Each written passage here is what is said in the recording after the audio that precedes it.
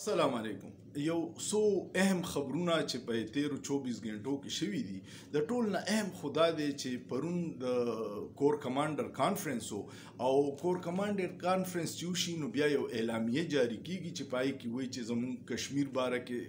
څه احساسات دي یا فلسطین باره کې یا انټرنل سکیورټي ایکسټرنل سکیورټي.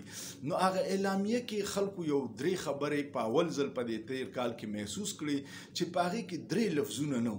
یو پکې ډیجیټل دهشتګردۍ لفظ نو چې هغوی به مخکې د سوشل میډیا استعمالولو والا ته ډیجیټل دهشتګرد وي چې دوی د قوم او د ملک سلامتۍ خلاف کار کوي ځکه چې تنقید څوک برداشت کوي نه.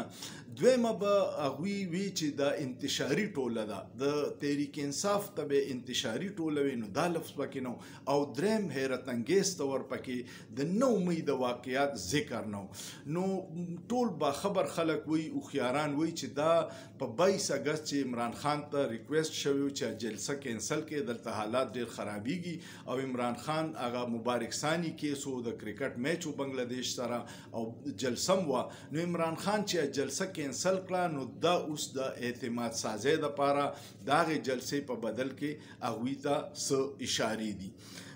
دویم یو خبر دا دی ډیر د حیرت چې اسلام آباد نه نن سبا خلک لاپته کیږي او اسلام آباد کې سیف سیټي یو پروجیکټ په اربونو روپۍ د عوام د خزانې نه لګېدلي دي او حیرت انګیز طور دا ده چې کوم ځای نه سړی اغوا شي یا لاپته شي نو د هغې ځای کیمرې خرابي پر رؤوف حسن باندې هغه څلور جړاګانو حمله وکړه ټولې دنیا په موبایلو کې هغه فوټیج او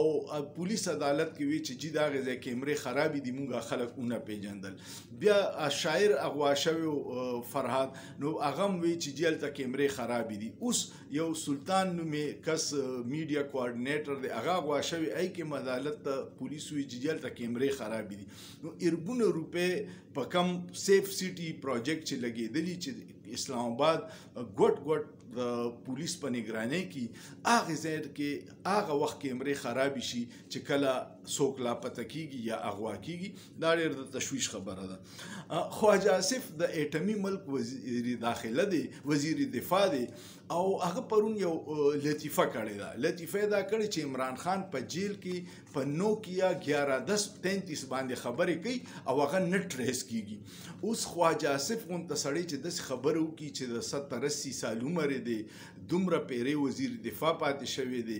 جیل کې چې کم دی د پنجاب گورنمنت کنټرول دی یو طرف ته پنجاب پولیس دی د جیل عمله ده ورپسې بیا ایجنسیان والدي او عمران خان وی چې دلته کنټرول دی او کرنل او میجر سره دی بیا دغم دی بیا د عملې درې پیری بدل کړه. نو عمران خان خو میا شو چې د خپل بچو سره خبرې نشي کولی د لپاره اسلام آباد های کورټ کې درخواست کړي نو په 11-33-10 کو سده پاغه به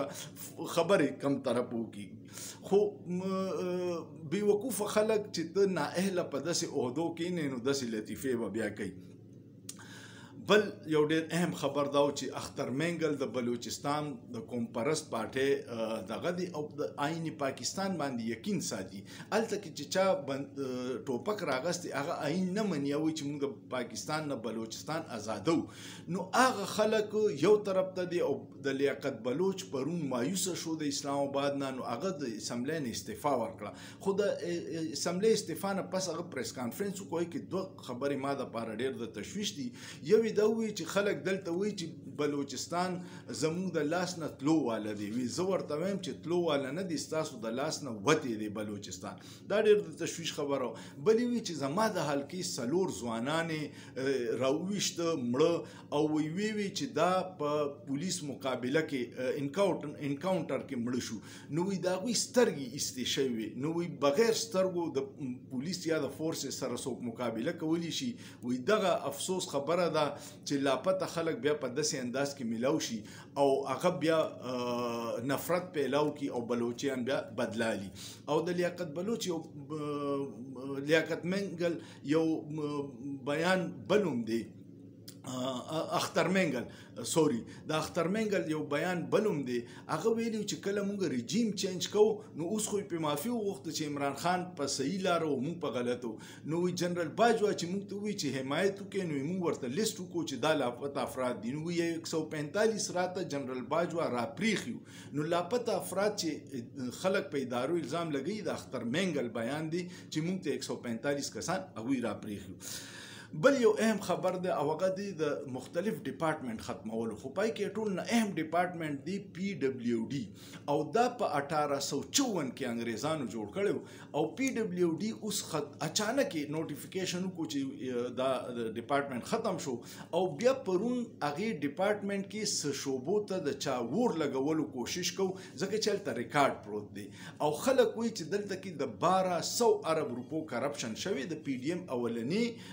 حکومت چې اوس پدې کې نو هغه ریکارډ سوځول ډیر ضروری پدې دي کو دا حکومت ختم شي هغه سکینډل پسې روزي نو 1200 ارب روپو یو سکینډل دی نو پرون پاغه خلکو ملازمین چې احتجاج کو پاغه ډیر تشدد شو انسوګیس دي شیلینګ دی او چا چې ریکارډ سوځولو کوشش کو هغه خو ناکام کو خو دا کوششونه روان دي کیږي آی ایم ایف ډیر په سخته باندې وی چې دا پنجاب حکومت چې 14 روپے یونټ ورکړي ما ته پته و چې دا ډراما و ځکه چې دوی ته پته ده چې کله ته آی ایم ایف په پروګرام کې راشي نو ته بیا سبسډیز نشي ورکولی او سبسډي دوی صرف د سیاسي شوبده‌بازي کوله ډرامې کوله چې بس مونږ عوام له ریلیف ورکو اوس به وی چې مونږ باندې آی ایم ایف بند کو ټولې صوبې دا باوند دي چې د آی ایم ایف د اجازت نه بغیر به 1 روپۍ بې ځای نه لګي کو داسې څه حرکت کوي نو هغه به آی ایم ایف دغه کوي زمونږ فنډ به روکاوي او اوس ورته دغه شي نه پس 3 نوې مطالبې کېښودې چې دا مو نه پوره کړې نو تاسو ته به فنډ نه میلاویږي او هغه وی چې خلکو له به ارزان سبسډایز سولر پینل ورکو هغې کې خلکو ته پته وه چې د شهباز شریف زوی سلمان شهباز په اربونو روپے سولر راغستی دي نو او پکې ورکی ګټه بم په کور کې پاتې شي د حکومت خزانه نه بلاړ شي او په خلکو به احسان وکي نو هغه په بند کړ چې 30 ستمبر پورې فوري دار سبن کې نتاوس تبا قرض نه ملاويږي او یو اهم خبردار دی چې نواز شریف 2 ورځې مخکې د پارټي میټینګ کړو نو پاغي کې دا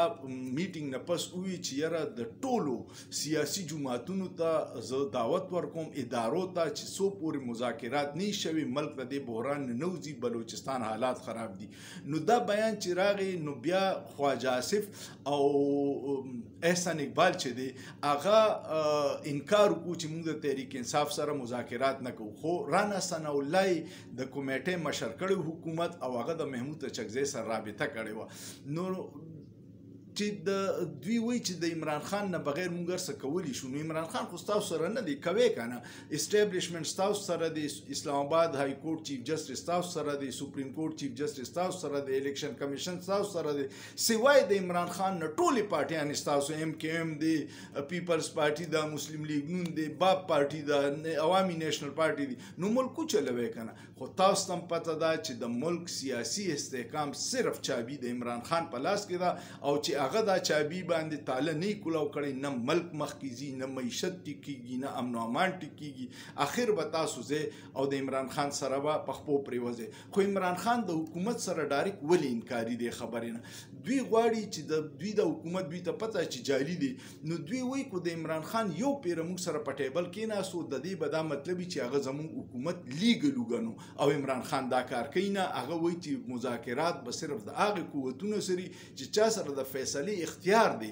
دا حکومت خو ګوډاګي دي هغوی ګډی نو دوی ګډیږي نو دا ټول صورتحال ما وی چې تاسو په دې شپږو وتو خبرو باندې پوه کم چې سره روان دي او سو شو په دې تیر 24-36 غنټو کې امید لرم تاسو په ویډیو خوښ شوي کمنټ لایک او شیر ډیر ضروری دی چې د حکومت فایروال ناکام کو کم چې د رښتیا आवाजونه دباوي